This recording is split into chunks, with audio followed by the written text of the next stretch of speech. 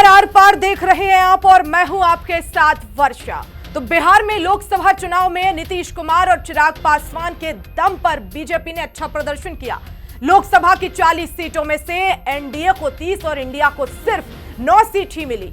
लेकिन अब बिहार में समीकरण बदलते हुए दिखाई दे रहे हैं, क्योंकि चिराग पासवान अपने पिता की विरासत को संभालने, दलित वोटर्स को साधने की जुगत में लग गए हैं, जिसकी वजह से बीजेपी और चिराग पासवान के बीच मुद्दों को लेकर तकरार बढ़ गई है।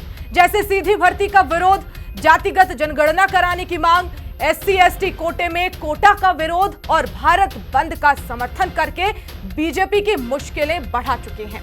वो फिलहाल केंद्र की मोदी सरकार में मंत्री भी हैं, पर अब बीजेपी को शायद खटकने लगे हैं। और यही वजह है कि जिस पशुपति पारस को लोकसभा चुनाव में बीजेपी ने एक भी सीट नहीं दी, उस पशुपति पारस से गृह मंत्री अमित शाह ने मुलाकात की और आश्वासन दिया कि विधानसभा चुनाव में उसका ख्याल रखा जाएगा। तो क्या चिराग पासवान की बढ़ती सियासी हैसियत की काट निकालने के लिए बीजेपी अब बिहार में चिराग पासवान के चाचा पशुपति पारस पर दांव लगाने जा रही है? क्या बीजेपी बिहार में नए समीकरण तैयार कर रही है? क्योंकि नीतीश कुमार भी बीजेपी को जाति जनगणना पर आंख दिखाने लगे हैं, वो भी जातिगत जनगणना कराने के पक्षधर हैं।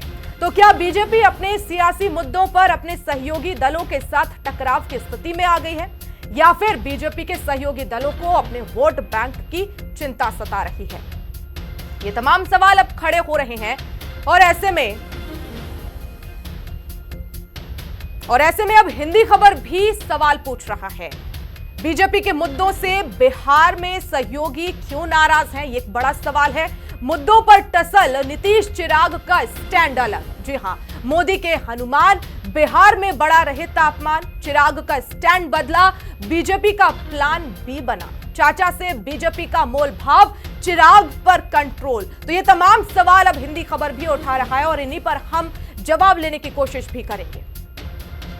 जो सोच ये लोग रखते हैं ना कि भैया बार बार एक ही पैंतरा आजमा लिया जाएगा, मेरे पार्टी के सांसद खुद इस बात का स्पष्टीकरण दे चुके हैं।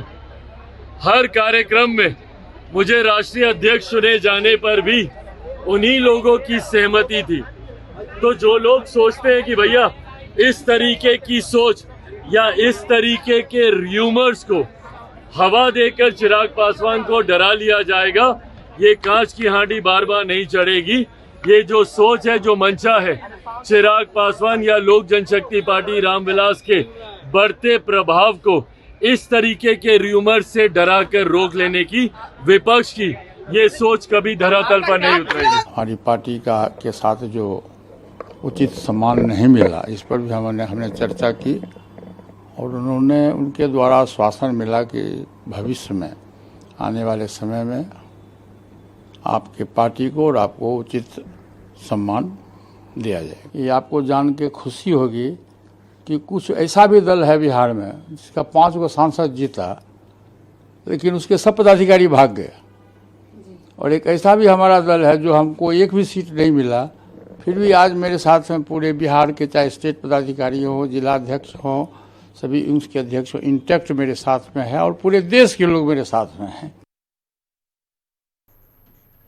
तो जिस तरह से केंद्रीय मंत्री चिराग पासवान अपनी ही सरकार के खिलाफ मुखर नजर आ रहे हैं कई मुद्दों को लेकर, और ऐसे में अब सवाल उठ रहे हैं, क्या मोदी के हनुमान का उनसे मोहभंग हो गया है? कई सवाल उठ रहे हैं कि आखिर तमाम मुद्दों को लेकर जिस तरह से वो मुखर नजर आए हैं, तो क्या ऐसे में कोई बड़ा खेला होने वाला है?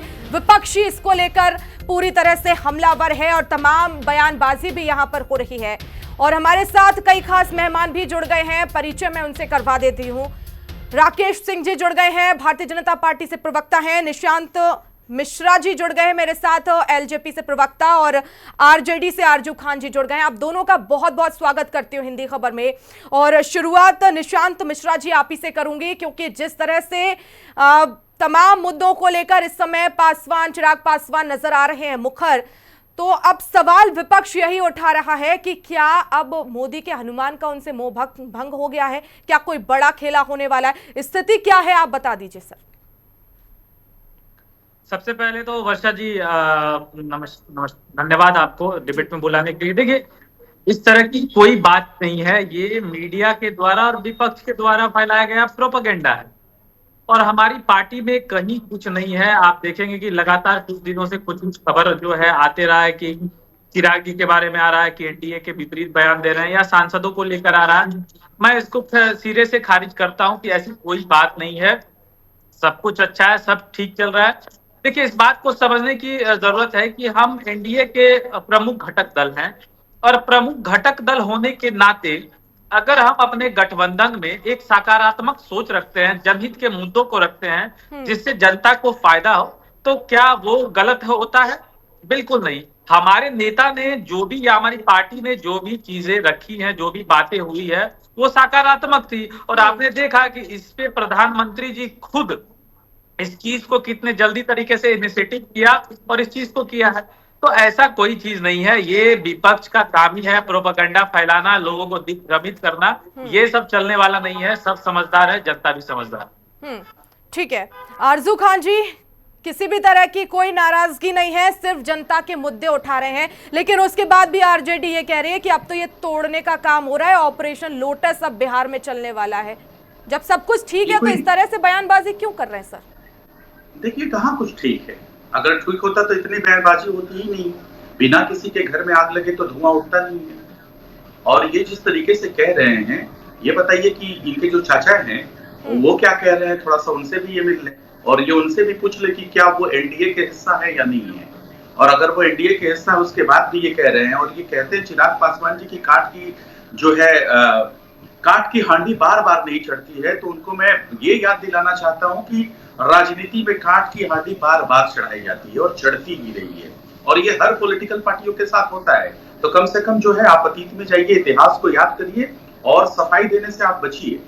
और हकीकत यही है कि आप जो है इतनी बार, और इन्होंने कहा जो लोक जनशक्ति पार्टी रामविलास के जो ये हैं क्या बोलते हैं चिराग पासवान के जो प्रवक्ता है, उन्होंने कहा कि ये र्यूमर फैलाया जा रहा है और उसके अलावा हम इंटैक्ट हैं एनडीए के साथ। और देखिए, चिराग पासवान ने कहा तो नरेंद्र मोदी जी ने उनके बातों को माना, तो ये भूल रहे हैं कि देश में इस बार सबसे मजबूत विपक्ष मिला है और जो भी चीजें हुई हैं 2 महीने में, जो पांच चीजों पे रिटर्न हुई है, वापस ले ली है, मुंह खाने पड़ी है एनडीए को, वो विपक्ष की ताकत है। वो आपके कहने से नहीं हुआ, चाहे वो लेटरल एंट्री हो या फिर वक्फ बोर्ड का मामला हो या फिर इसके अलावा 3 और मामले हो, ये पांचों विपक्ष की मजबूती से हुआ, आपकी वजह से नहीं हुआ। अगर आप इसमें हैं तो आप इससे बाहर निकलिए, इस भ्रम जाल से, और आप बताने की कोशिश करिए कि आप बेहतर हैं, चिराग पासवान जी बेहतर हैं या उनके चाचा जी बेहतर हैं या जीतन राम मांझी जी बेहतर है। ये आप लोग आपस में कर लीजिए डिस्कस।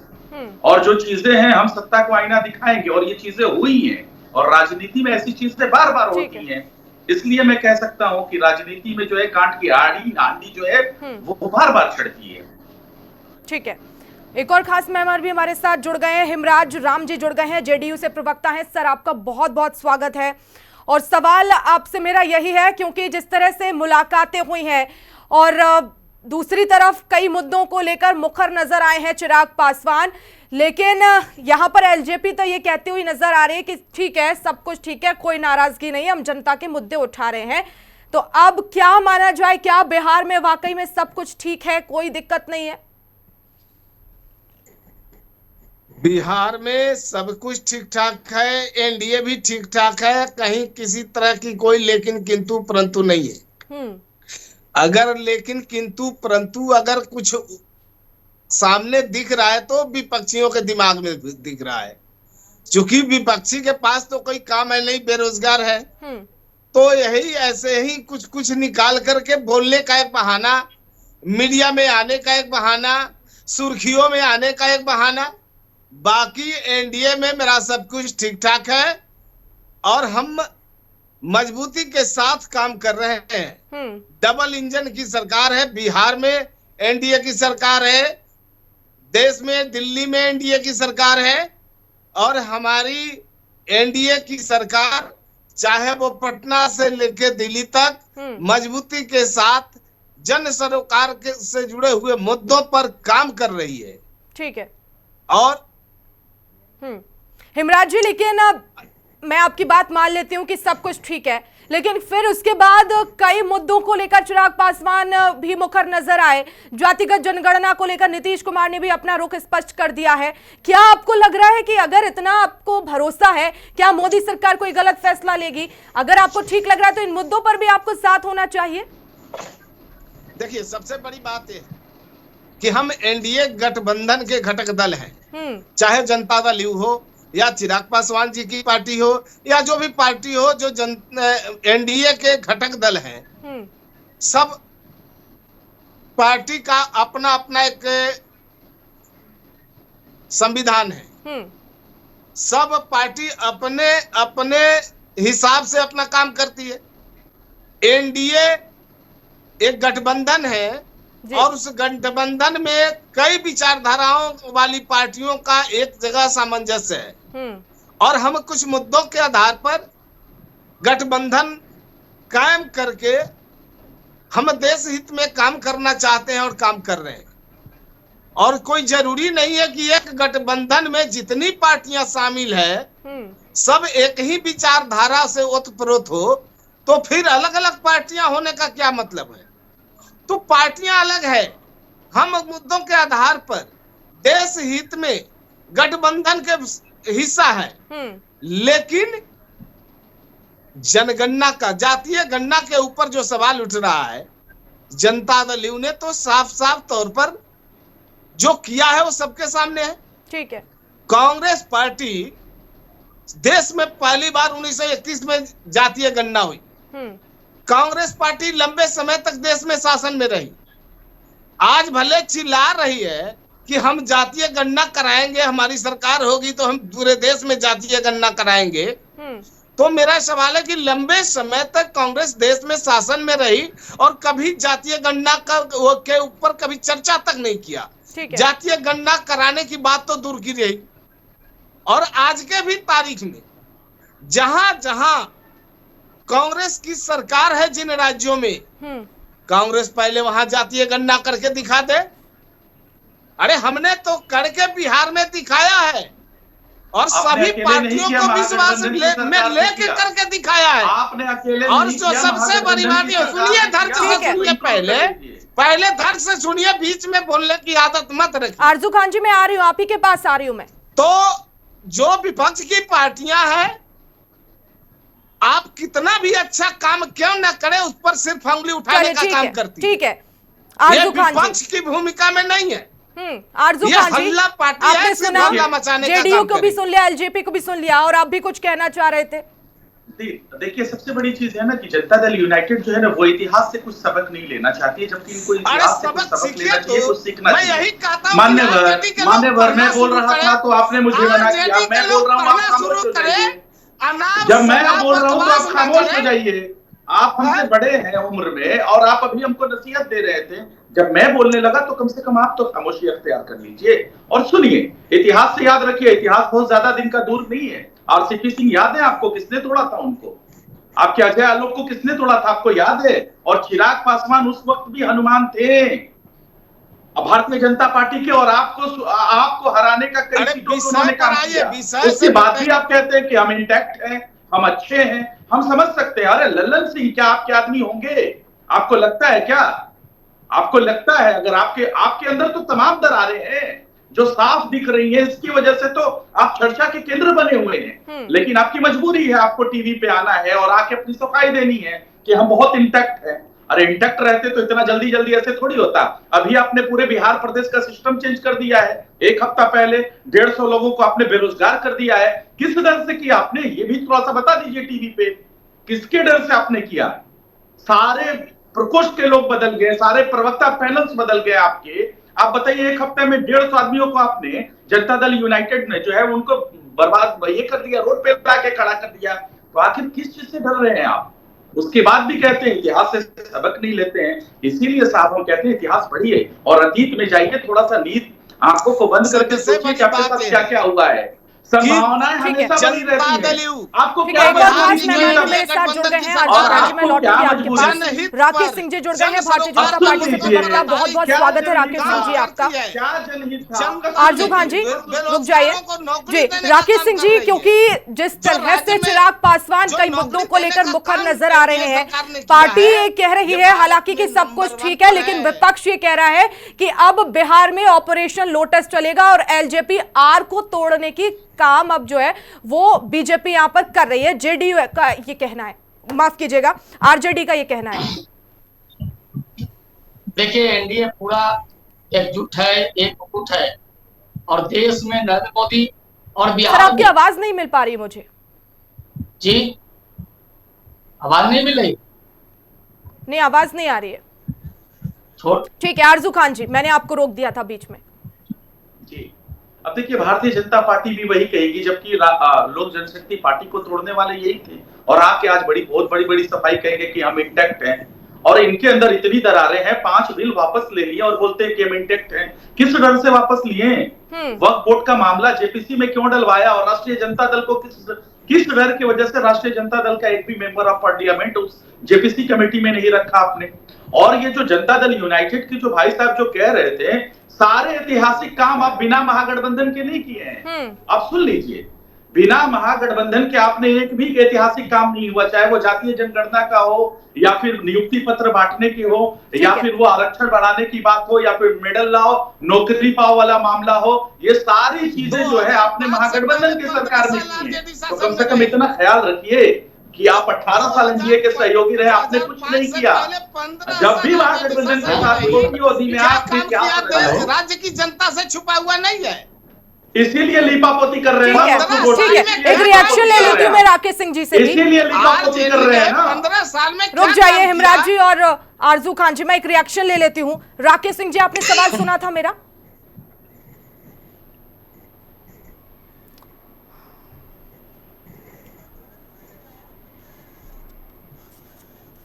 जी बताइए। राकेश सिंह जी सुन पा रहे हैं आप मुझे? जी हाँ जी, सवाल मेरा यही था कि अब देखिए जिस तरह से चिराग पासवान कई मुद्दों को लेकर मुखर है, एलजेपी का तो कहना है कि ठीक है सब कुछ ठीक है और आप भी मुझे लगता है शायद यही कहेंगे कि हाँ सब ठीक है, लेकिन यहां पर आरजेडी तो अब ये कह रही है कि बीजेपी का ऑपरेशन लोटस अब जल्द ही बिहार में शुरू होने वाला है। क्या कहेंगे सर? देखिए, एनडीए ने देश में नरेंद्र मोदी और बिहार नीतीश कुमार के एनडीए पूरा एकजुट है। एनडीए में कहीं टूट नहीं है और चिराग जी तो नरेंद्र मोदी जी के हनुमान हैं, कहाँ पश्चिम खड़ा होता है। ये विपक्ष के लोग कुछ सपने देख रहे हैं, विपक्ष को इसमें कुछ हासिल नहीं होने वाला है। एनडीए पूरे तरह से पूरा इंटैक्ट एक साथ एकजुट है, कहीं कोई परेशानी नहीं है। चिराग पासवान जी भारत सरकार में एक वरिष्ठ मंत्री हैं और एनडीए के मजबूत पिलर हैं, कहाँ कोई समस्या है। चाचा भी रहेंगे और भतीजा भी रहेंगे, हम लोग तो पहले से ही कहा, चाचा ने भी और भतीजे ने भी। लेकिन उसके बाद भी तो सर मुद्दों को लेकर मुखर तो हो रहे हैं ना, विरोध भी कर रहे हैं, चाहे वो जातीय जनगणना हो, वक्फ बोर्ड संशोधन का नियम हो, और ऐसे में वो जो जातिगत जनगणना वाला है, इन सबको लेकर तो मुखर है ही। तो कहीं ना कहीं परेशानी में आपको डाल सकते हैं ना, आपके सहयोगी है, उसके बाद भी सवाल उठा रहे हैं। देखिए, किसी प्रकार की परेशानी की बात नहीं है। हमने कहा ना कि सब लोग साथ बैठेंगे, किसी भी मुद्दे पर सबकी राय अपनी अलग अलग होती है, लेकिन जब एनडीए एकजुट एक साथ बैठता है फिर परिणाम एक निकलता है। नरेंद्र मोदी के नेतृत्व में सब लोग काम कर रहे हैं। नरेंद्र मोदी तो चाहते हैं और नीतीश कुमार तो चाहते हैं, जो उनका जो फैसला होता है वही मान्य होता है। सबको अपनी अपनी बातें रखने का अधिकार है। हमारे यहाँ लोकतंत्र है, एनडीए में लोकतंत्र है, ये विपक्षी पार्टियां नहीं है। वहां तो आज क्या हो रहा है देश में, देख लीजिए बंगाल में क्या हो रहा है, लेकिन कोई जो विपक्षी पार्टी है एक शब्द नहीं बोल रहे हैं।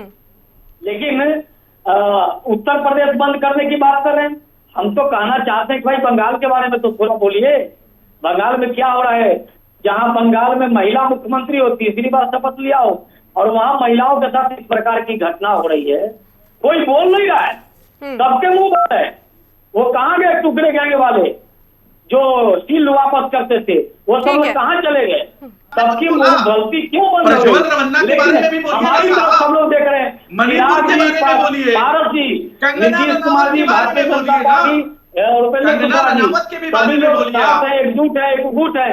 इनके कुछ करने से कुछ नहीं होने वाला है। निशांत मिश्रा जी, आप ही से सवाल है, क्योंकि आप तो कहते हुए नजर आ रहे हैं कि ठीक है, सब कुछ ठीक है और सबको सवाल उठाने का अधिकार भी है, मीडिया के सामने या कहीं पर भी बोलने का अधिकार है, ठीक है, लेकिन अब सवाल तो ये भी उठ रहा है जब मुलाकात हुई है और ऐसे में अब ये कहते हुए नजर आ रहे हैं, सवाल भी यही उठ रहा है कि कहीं चिराग पासवान और तेजस्वी यादव के बीच कोई अंदरूनी डील तो नहीं हो गई है।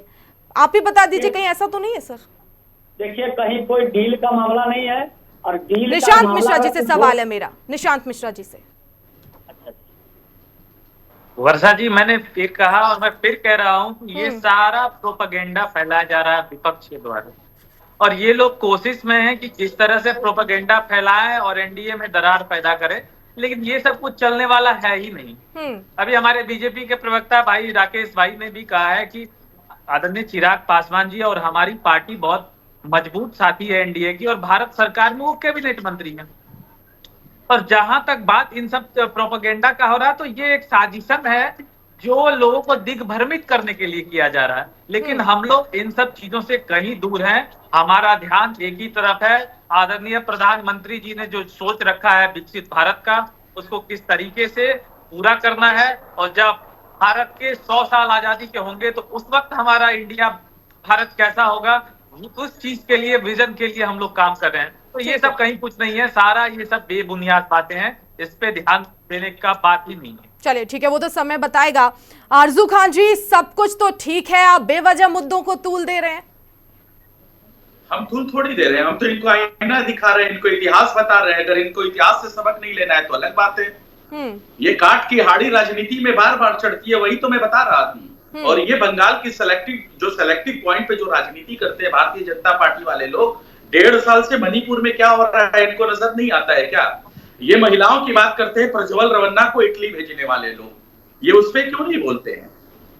और कंगना रनावत, आपने तो आपके हम तो बोल ही रहे हैं, हम तो बोल रहे हैं वहां गलत हुआ है, हम तो बोल रहे हैं, हम सीना ठोक के बोल रहे हैं कि बंगाल में जो हुआ वो मानवता के खिलाफ है, हम उसकी कड़ी निंदा करते हैं। लेकिन आप तो कंगना रनावत के बारे में बोल दीजिए, कंगना रनावत के बारे में तो बोल दीजिए। देश के किसान भाई उनको बलात्कारी नजर आते हैं, क्यों नहीं बोलती भारतीय जनता पार्टी? प्रज्वल रवन्ना के बारे में क्यों नहीं बोलती? अरे मणिपुर के बारे में क्यों नहीं बोलती? क्या हो रहा है? देश के प्रधानमंत्री क्यों नहीं बोलते? अरे बिहार में क्या हो रहा है? बिहार में देखिए ना, महिलाओं के साथ क्या हो रहा है? छोड़ा नहीं जाता है, उसको सख्त सजा दी जाती है। उत्तर प्रदेश बंद की बात क्यों करते हैं? बंगाल बंद की बात क्यों नहीं करते हैं? नेता को समझाइए, उनको कहिए उसको अपने गोल पे बिठाया, भ्रष्टाचार की बात करके उसको आपने डिप्टी सीएम बनाया, और आप भ्रष्टाचार पे बात करते हैं। आप भ्रष्टाचार पे बात करने का आपको हक नहीं है, आपको महिलाओं के ऊपर बात करने का हक नहीं है, आपको दलितों के बारे में बात करने का हक नहीं है, आप दलितों पे अनुसूचित जनजातियों पे अपने काम करते हैं। आपकी बातचीत का ये है, आपको बात करने की जरूरत नहीं है। आपने भ्रष्टाचार किया है अनुसूचित जनजातियों, सामान्य जनजातियों के ऊपर, आप क्या बात कर रहे हैं? आपने प्रज्वल रवन्ना जैसे ठीक है, हिमराज जी कुलदीप सेंगर जैसे आदमी को अपने कैबिनेट सुन लिया है मैंने आप दोनों को। हिमराज जी महिलाओं की बात करते हैं, साथ रहेंगे ना विधानसभा चुनाव में? जिन लोगों ने सरकार इसमें कोई शक की बात है? काम नहीं किया, वही लोग का घटक है,